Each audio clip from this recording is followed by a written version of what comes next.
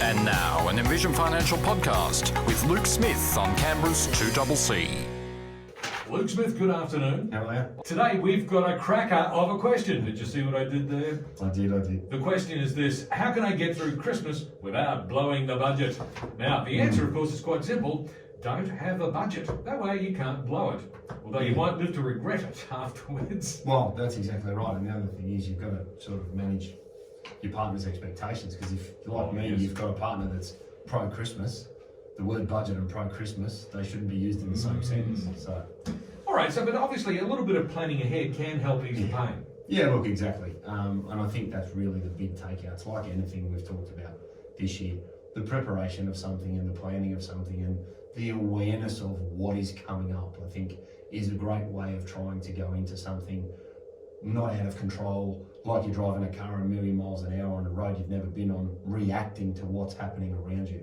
And I think that's when a lot of damage gets done. I know that's when I do a lot of damage, because I'm notoriously, right, I've got to find 6 presents in the next hour. Yep. And it doesn't really matter what they cost. I'm leaving here with 6 things for 6 people, whether they want them or not. So if you're prepared and you're organised, you can limit that damage, because part of that preparation can include a few different sort of strategies that may be very beneficial. One of them is, to a large extent, ask people what they want. Right? We've all got mums and dads. We've all got a dad that, has everything. We've got a mum that's got everything. We've got sisters and brothers that have probably got everything. And you going and buying something just for the sake of buying something because it's Christmas, whilst that's lovely, not the greatest way to spend your hard-earned money. So I think if you ask, look, can I get you something that would be really useful, or you've been meaning to get, or can I contribute to something that you haven't bought yet? That can be a lot more meaningful for the recipient, because it may be something that they're actually keen to get hold of. Or the other alternative is underwear and socks. That too, yeah. And if you're not sure what size your wife wears, you just stick to a gift card, right? It's heaps safer. You'll stay married. Now, gift cards are actually a tremendous thing. And once upon a time, it was kind of looked down upon a little bit. Oh, you couldn't think of anything, so you just resorted to a gift card. But these days, people tell me, no, I prefer to get a gift card, because then I can choose what I want. Exactly. People like the gift cards. Exactly. And then I've also had some feedback recently that we need to give more examples for the ladies. So if your fella doesn't have enough undies, then maybe go on the Step One website and guess what size he is, and get something like that, because as a lad you can never have enough undies, and we actually appreciate it. Like, it's pretty cool, because generally it's not something we're thinking of all the time. So there's an example for the ladies. So we have a few more examples for them, per somebody's feedback. Comfortable, casual clothing is always good. Oh, look. Whether it's t-shirts, casual shirts, something that fits comfortably. You have met hello, and again, gift card in a jeans store, wonderful. Because trying to find jeans is, that's a science. Just like trying to find a dress that you like is probably a science for the ladies. The other thing you can do is agree what you're going to do in your family. And my family, it's always hell for leather. But many years ago, we agreed, look, we don't really need anything as adults, but let's just buy stuff for the kids. My brother buys for my kids, I buy for his kids, and he won that for a number of years, because he had kids a lot sooner than I did. So for many years, I was paying out with nothing coming back. So Barney, if you're listening, you better ramp swings and roundabouts. Exactly. Yeah. But that's another one. Agree who's going to buy what. Yeah. Set a limit. That's another great one. Because you've always got that family member that goes Burko over the top. So to avoid any sort of confusion about we are, we aren't, they're good, they're bad, they're full on, they're not, they're novelty, a bit like Chris Kringle at work. If you're going to do that, there's a limit. And I think within a family, especially where you've got lots of siblings, setting the limits, just a great way of trying to mediate the damage, and keep things there. Get stuff online, because if you're buying online and you haven't had 15 gins on a Friday night, you've got a little bit more control over what you're looking at and the ability to stop. I find if you're an hour deep in a Westfields and you don't want to come back, You're just looking for stuff to Well, buy. you're there starting to lose your marbles. Correct. Yeah. And you're on your and fourth anything short could black. happen. Correct. Spot on. Exactly right. So again, if you can get stuff online and get it delivered, that can be a lot easier than trying to hide it from the kids or wrap it. If you get stuff done nice and early, you can also avoid some queues and some rush. Yeah. I haven't been in there myself, so I don't know how manic it's getting, but if Westfield's anything like restaurants now, you wouldn't know that there's a slowing economy going on because there's people everywhere. You go to the shopping centres, there are plenty of people there, I can tell you. Another great option, if you want to save a little bit of money at Christmas time, don't be afraid to go to op shops. Because great idea. we chatted with the fellow from Vinnie's yesterday, and you know that Vinnie's just opened their new superstore in Braddon. I don't know. in Lonsdale Street, right near the city, and it's huge. And they've got all sorts of great second-hand goods. It's not just clothing; it's housewares, all sorts of things, Yeah, so that's cool. at reasonable prices and in great condition. And the other thing is, it's great for charity, right? They can use that money that they generate to help people that are, really beneficial from it, which I think is great, So again, if you can think outside the box, and another way to try and sort of limit the damage is dial back your credit card limit. If you're scared that the book when your pay wave and stuff gets out of control, cut your limit. You know what I mean? Like wind it down. If you've only got a couple of grand, you're not going to run over because you don't want to run that gauntlet in the shops, and sometimes clearing the card to then go and use the cards, too much trouble. So that might actually curb some spending. Or, like I've said with groceries, go into the mall with cash. I know that's a novel concept, and I'm not even that old, so it's not like in my day. I'm not that old. But if you want to say I'm going to spend $2 grand on gifts for these people, take $2 grand in there, make it work, and plan a little bit of preparation, do a bit of scouting, get some prices, but don't go in there to spend 2 and walk out with 4. And in terms of planning too, it's just a very simple step. Before you leave home, write a list. List every single person that you feel obligated to buy a gift for, and then stick to that list. Don't just keep buying things at random, because if you do that, you end up buying more than you need. You might be a bit confused at the shop, so it just saves you time to be organised like that. Yeah, and again, if you really want to say, well, let's get maximum bang for our buck, you can think about it a little bit like Greek Easter, right? Because traditionally their Easter's after the normal Easter, so they get the cheap eggs, right? Right.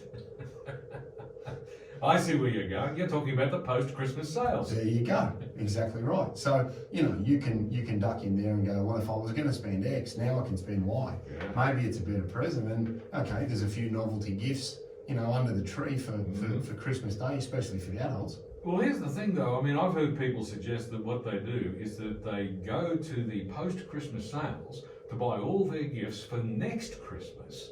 Now that's taking shopping ahead to its logical extreme. Yeah, that's like trying to buy next year's Jordans before they drop. Yes, I'm going to struggle with that. But again, great logic for those that can think that far ahead. I think really all we've touched on here are some ways to try and make sure that it's not too onerous, it's not too dangerous. If you do find that the credit card's got an absolute battering, be proactive. Don't wait to incur huge amounts of interest at traditionally, anything from 15 to 23%. Move the damaged credit card size-wise to an interest-free credit card, or move it around, because there's lots of options to get interest-free periods that you can then pay things off without incurring huge amounts of interest. So, if you have gone a little bonkers, that's cool, no problems, it's Christmas, swing for the fence. But be proactive in January and maybe look to try and roll that to a 12-month interest-free card so that you can pay it down progressively if you've got a bit out of control. And I think if you sort of implement these strategies, maybe one, maybe two, maybe a combination of a couple, I think you can get out of Christmas and still remember that it's about the festive period, the giving, the kids, the family conversations, and not so much what you've got over what you've given. And I think there's a little something there, and a little bit of magic. And I'm lucky my kids still think, they're of an age where, Santa Claus is coming. Oh yes. Well, you tell the kids, right? You tell the kids that if they come to you and they say, "Oh, look, Santa's not real. I don't believe in Santa," what you'd say is, "Well, if you don't believe in him, he doesn't come." You'll be surprised how long they keep believing.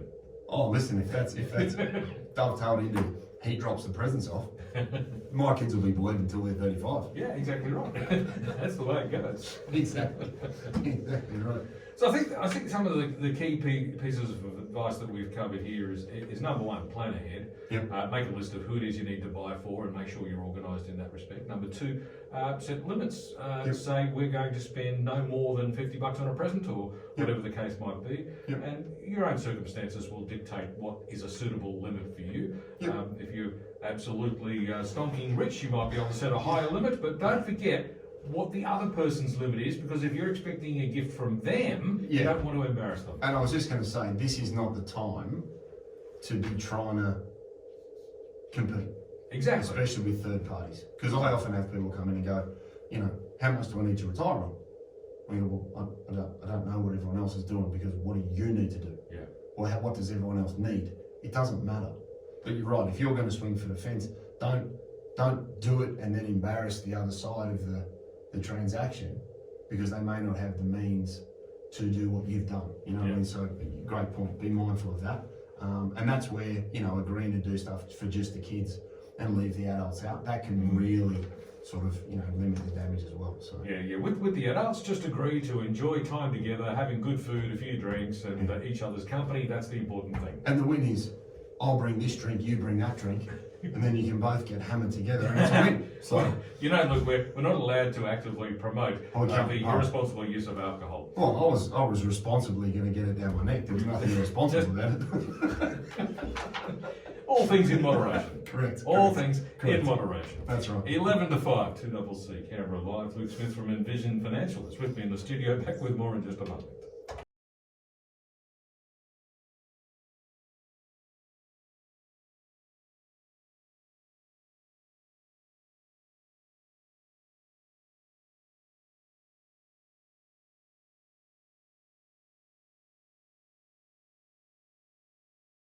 Seven minutes to 5, it's a Friday afternoon, and that means Luke Smith from Envision Financial is here sharing some Christmas goodwill and cheer today. And our question today is, how can I get through Christmas without blowing the budget? Well, we've covered a fair bit of territory, but what are the key things to remember? Yeah, so ask people what they want. Have a limit within your family. Lower your credit card limit if you're an absolute maniac. And that's fine. I'm not picking on the maniacs, I'm pro-maniac. Make sure that you have an understanding, we're only going to maybe buy for kids. So if you're not going to buy for all the adults, maybe just buy for the kids in your family. Yeah. Don't compete with others, because that can get, one, very dangerous, and two, very embarrassing, depending on which side of that equation you're on. And I think if you're organised and do a little bit of research online, you can have things delivered and not have to pay postage. You can also have things delivered and not have to carry them out of the store. And you're also then not potentially setting yourself up for a time frame where you'll run around Westfield trying to grab 6 gifts with absolutely no idea what people want, throwing good money after good money for things that people don't really need. So, I think the key here is preparation. And if you do find that you've gone a little bit hard, be proactive and maybe roll your credit card over to an interest-free card for a period of time, just to try and lessen the damage in relation to the interest costs involved. I know it's unorthodox, but there's men have a reputation for leaving things to the last minute, right? Yes, correct. And we're constantly told that no, you should, get your Christmas shopping done early. But you see, I have a bit of an issue with that. If I start my Christmas shopping early, say I started 2 months before Christmas, I then spend the next 2 months doing Christmas shopping.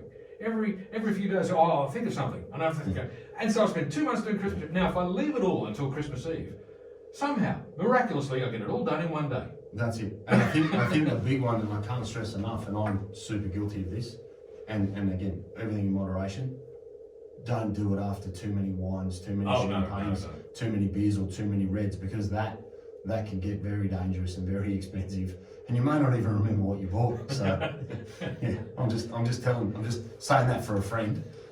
That's a trap for new players, right? Yes. Exactly right. Exactly. It's all about the preparation. Preparation. Look, if you have the temperament for it, shop ahead of time so that you get it all done and out of the way, and you beat the crowds. Correct. You don't have to worry about the crush in the shopping centres. That's best if you have the temperament for it. But planning ahead, setting limits, these are the key things to remember. Yeah. And ultimately, at the end of the day, it's not about the gifts and the material items. It's about spending time together, 100%. having a bit of good food, nice few drinks maybe, and just spending time together and appreciating what a great life we have. Well, I think, we've all been exposed to things this year that, may have not affected us directly, but it makes you appreciate what you have and how fortunate the vast majority of people are. And I think we can't take that for granted. And there is a cost of living crisis at the moment, so don't forget there are people that are struggling, and if you feel like making a bit of a contribution to Vinnie's or any of the other charitable organisations, that's the thing to do as well. If you can give as much as you can, and if you want to pay for the coffees for the person behind you, you know what, you might just make their day because you don't know what they've got going on. So Exactly. Think about others first. What are the things to keep in mind? No. Where can people get more information? Asking the wrong question there. Sorry, Luke. It's been a long year. It has. 6260-4749. I definitely don't have any appointments left for this year. No. But I think I've got a little bit of space left in February. We've got the podcast, Strategy Stacker. Luke Talks Money on iTunes and Spotify. We've got the Envision Financial Canberra YouTube channel. We've got Strategy Stacker handle on the TikToker. We've got Smart Money Strategy, your ultimate guide to financial planning. Wonderful Christmas gift.